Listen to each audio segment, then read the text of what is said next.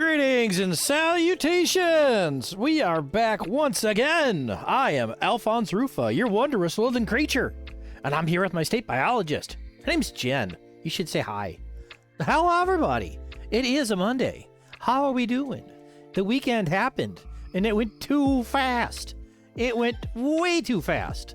I hate that weekends are never long enough, because they need to be.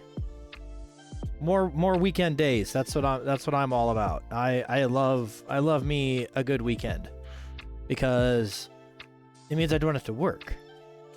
But yet when I don't work, I don't make money. But I like not having to work.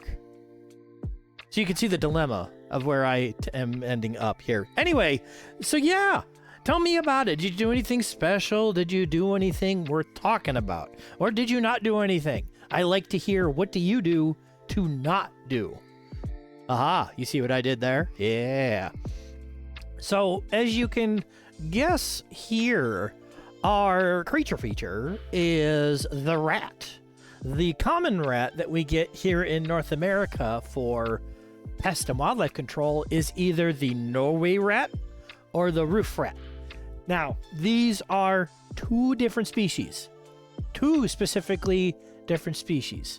I'm going to butcher how I pronounce it, but the roof rat is actually known as the black rat, or Rattus rattus is the actual name specifically for them. They are also called roof rat, ship rat, house rat. They're the more common name for that. They have a longer tail than a Norway rat. Norway rats tend to be a lot more bulky, whereas the Norway rat, as we like to call it, is more known is it's technically what's called the brown rat, or Rattus norvegicus. Basically Norway with the norvegicus. You get what I mean. Anyway, they are larger. They are one of the largest ones in their classification of rat. Now, not to be confused with a muskrat. They are not in the same thing. Now, pet rats, or as we refer to them in the pest world as fancy rats. They are the ones kept as pets. They are different. They actually have Rattus norvegicus domestica. That is literally their name. So, a little history on the brown rat, the Norway rat. A lot of them called them the Hanover rat. They wanted to link it to 18th century England with the House of Hanover. Supposedly, that's where a lot of the rat issues originated. It's not known for certain why the brown rat is named specifically the Norway rat. It's just something that just happened. People think it's most likely a misnomer from the early 1700s, or from the 1700s in general. But basically, they just became that way because they ended up being moved around on ships and through a lot of shipping products and stuff like that. So both rats are technically omnivorous. They will prefer to eat like fruits, vegetables, and seeds, but they are not what's the word I'm looking for? Adverse. They are not adverse for eating protein-based things, including fish as well as mollusks. They have actually found in Italy, they literally dive for clams and mussels. Crazy, right? They have also been found to kill sparrows as well as ducks and chickens in the U.S. They'll chew up the feet of night roosting birds so that they basically just bleed out. But basically, you name it, if it's edible, they'll eat it. I have literally, I have seen rats eat pet poop, dog poop specifically. Reason they do that, it's a survival mechanism. Good grief, I cannot talk. I can't talk tonight. I don't know why. But basically, as a survival mechanism, they are able to process whatever gets processed in the body already. So humans, we do this too. So they are literally trash eaters. No, you don't eat actual trash. These things will eat actual things that will make you very sick. Please do not eat actual trash. Also, hello, Chris. Glad to have you. I saw you hit the lurk, so I'm trying not to call you out. Oops. You decided to chat, so that opens you up for fire. Shots fired! No. Breeding cycles are pretty fast for them. About 21 days for gestation, and they can have litters that can number anywhere from 10 to 14, depending on how good the food acquisition is in the area. Basically, they can also hit sexual maturity at 5 weeks. That's a month. A little over a month. So basically, in every 2 months, they can produce a new litter, and that litter can produce another litter in 2 months. So with the mathematics of that, in a year, 2 of them can create 15,000 rats. Now, that's not saying those 2 will pump out 15,000 rats. It's the chaining effect. The 2 becomes 10. The 10 becomes 100, and then it just expands from there. That's how they can hit the 15,000. Now, the mortality rate is intense. It's approximately a 90% mortality rate, if not higher, with the rats. They breed to keep up with that mortality rate. That's basically what it is they are mostly a prey species for other larger predators. But basically, they're also quite social. They do a lot of group grooming, and basically they also sleep in big piles together. They do have a bit of a hierarchy. They do have a predominant larger adult set of rats that will help keep everything in line. The elder rats, basically what they'll do in the pest control industry that I deal with, what they end up doing is they will actually send out juveniles or subadults in order to check for new food sources. And it's been found that if they go to a food source and that subadult dies too quickly or dies at the food source, they will not touch that food source. So that's why when I always get people saying, "Oh, I tried setting out traps, I caught 1 rat and then that was it, I didn't catch any more." It's because they figured out that one food source that you put on that snap trap was not safe. That's basically what it is. So that's why I always tell people you want to pre-bait. Basically, you set the trap out, or whatever device you're using. You don't set it, or you set it in such a way that it will not go off. So that way it encourages them to come up, climb all over the thing, sit there and eat food for a couple days, and then you're able to knock out the population in that fashion. Now with roof rats are a little bit smaller. They are as widespread as if they're not as widespread, but they are very widespread, similar to the Norway rat. Like, you won't find these guys they're basically found on the coast, the East Coast, West Coast, and a very small amount in the Midwest. It looks like it's basically the heavy city. Oh no, I closed my window. Stop that. Basically, the heavy city area of the Midwest is where they end up being. Oh, I didn't want the brown rat. I wanted the black rat. Stop that. There we go. So the difference that you can physically tell between the roof rat and the Norway rat is going to be the length of the tail. So the tail on the Norway rat, as you can see, is quite longer. It's almost as long, if not a slightly longer, than the body of the roof rat. Obviously wear gloves, but as somebody who does the work, I have to do this myself. If you take the tail of the rat and pull it so it curls up, if it reaches to the nose or past it, that's a roof rat. If it's not as far, it's a Norway rat. They are known for carrying several different diseases as well. They can carry pathogens. They were known a lot for the Black Death, the bubonic plague. The problem with that is that the plague was actually from the flea. It's literally called the Oriental rat flea. It came on the flea, but the flea came with the rats. And that's the problem with it. So they mainly transmit it as the carrier of the flea. Now, other animals can be reservoirs for it, such as coyotes, bobcats, and rabbits. They've also been found to be, the flea has been found to be in prairie dogs too. So please don't mess with stuff if you can help it. Please. Thank you. In terms of actual predators for these, basically, just think anything fox, cat, or bigger will regularly knock them out. Just regularly. Now, the other problem with them is that they are one of the largest vertebrate pest issues in the world.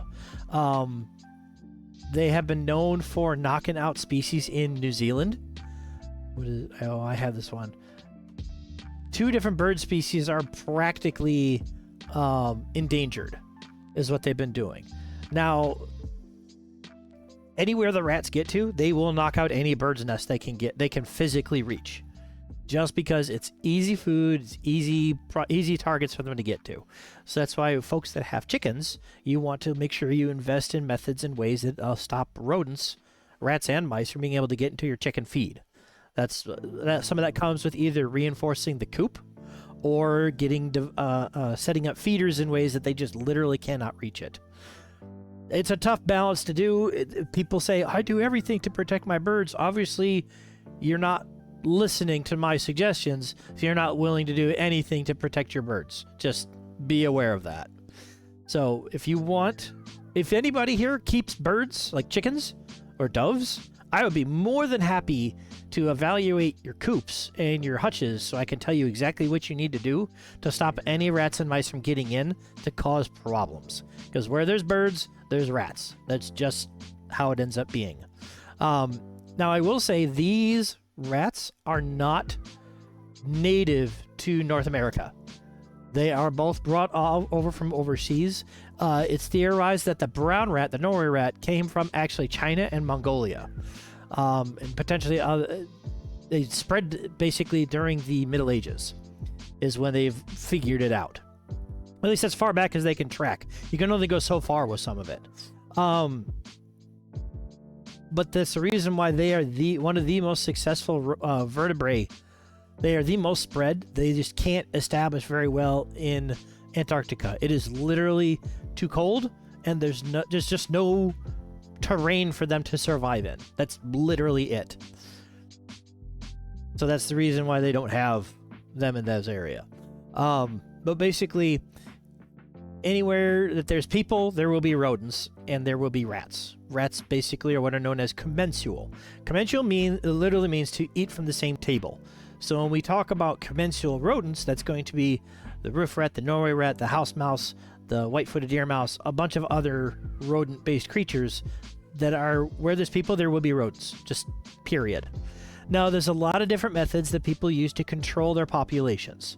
One of the older methods is actually terriers. A lot of people in England still use literally rat terriers in order to go to farms and fields and dig up the ground in order to get the rats out of the ground. And then the dogs catch the rats that way. Or technically it kills them, but you get what I mean. So another is what I use predominantly is what's called a rodenticide. So a rodenticide is a product used to kill rodents. Rodenticide. Okay, that's why it's called a pesticide. It is a product designed to kill pests. So what I use specifically is an active ingredient called cholecalciferol. Okay, that sounds like a very big word. It is.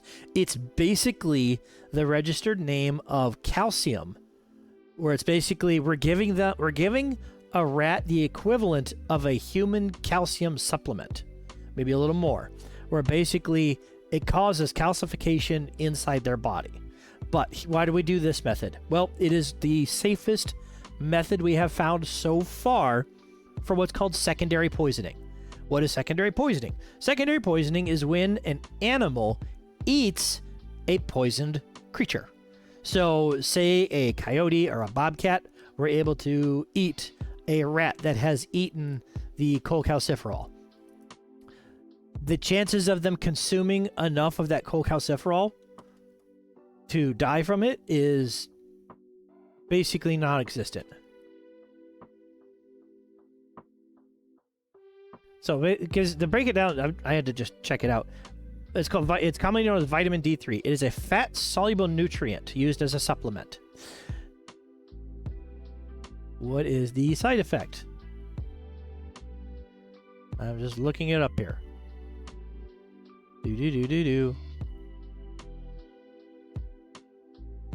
Hold up.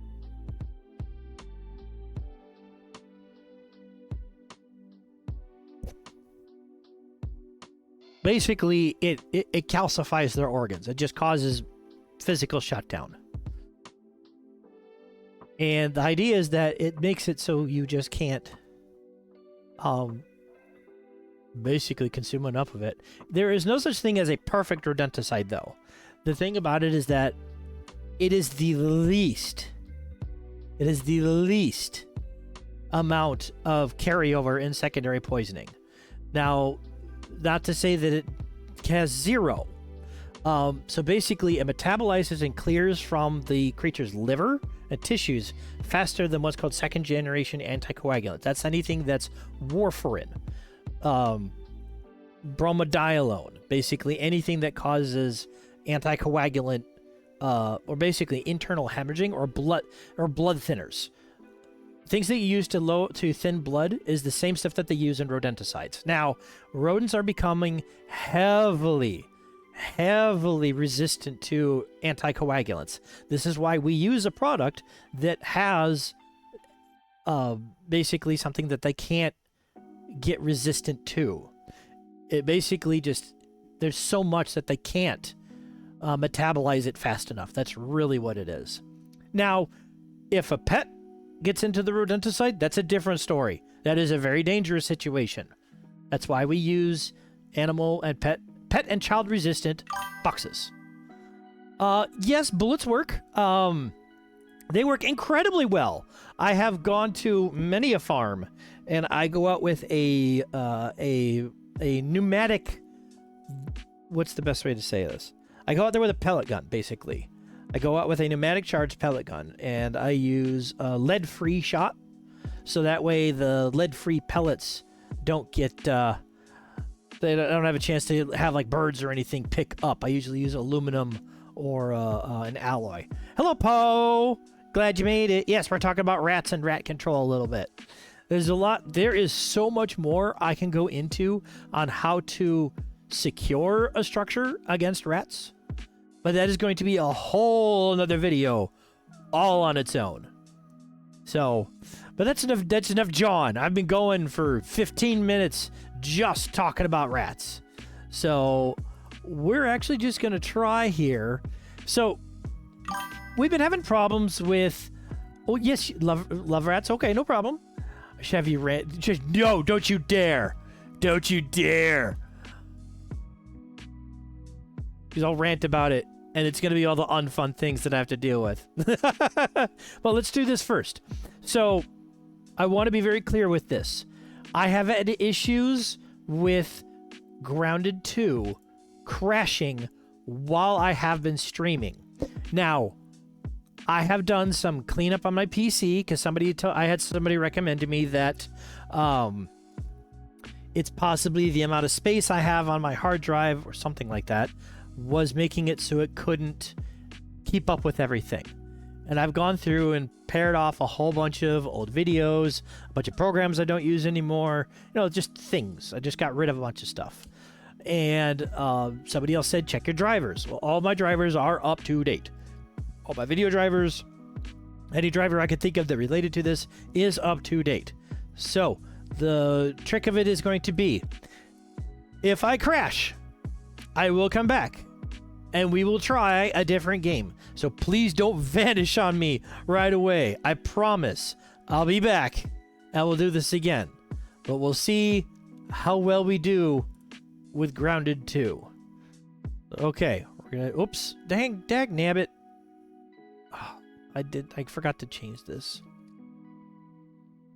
There, and then the next stream. What is today? 24th, 26th. Yes. Okay. Game capture. We're on the wrong game.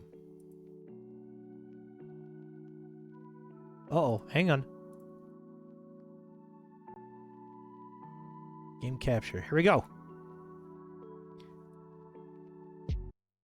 Okay. Are we good? Yes, we're good. All right. So, like I say, the trick of it is we're going to see if I crash or if I don't once we get into it. So the goal is I need to go get myself a bunch of quartz so I can finish making the diving suit. That's really what it boils down to. So I did some farting around off stream just to see like what was going on. It seems predominantly only when I'm streaming is what keeps crashing the game. Because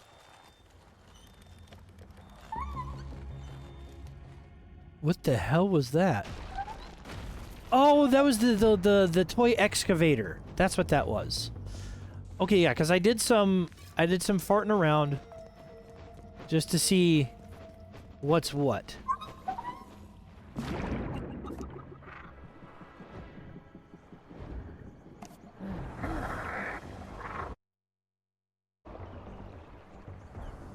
Wow, my screen looks incredibly clear for whatever reason. Oh, I turned down a bunch of the video settings, that's why.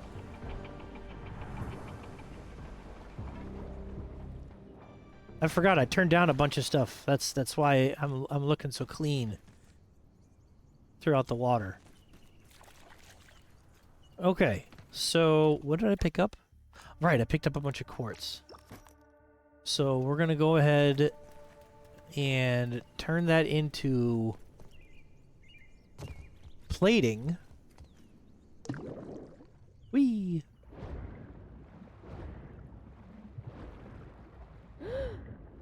Because what I also need... I think, is the green...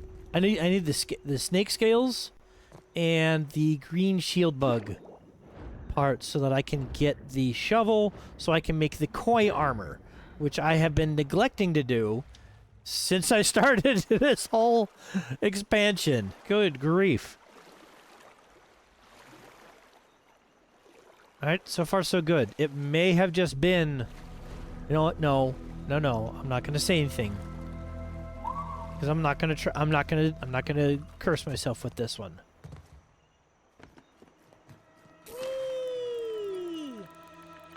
I love how the zipper is a woolly aphid now as opposed to a regular aphid. Oh, I wonder.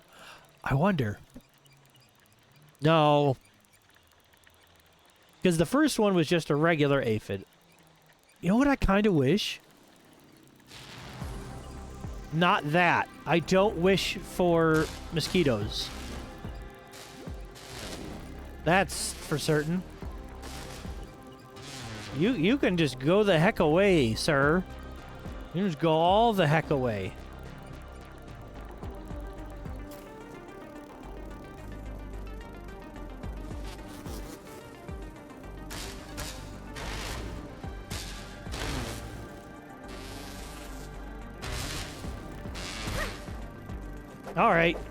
Alright, we're just gonna do this then. Yeah, that's what I thought. Giant nerd. Gotcha. Alright, back to base.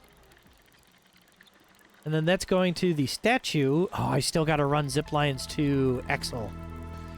Because I did it to Dozer. I did it to all the bosses, basically, is what I did. But yeah, I know the new diving area won't let me go until I get the suit. I do know that. Yeah, I do think I changed some of my video quality, and I think that helped. We'll find out. Like I say, we'll keep going a little bit here and see if it was either my computer just being too full, or something along those lines, but hey, we're making our way back.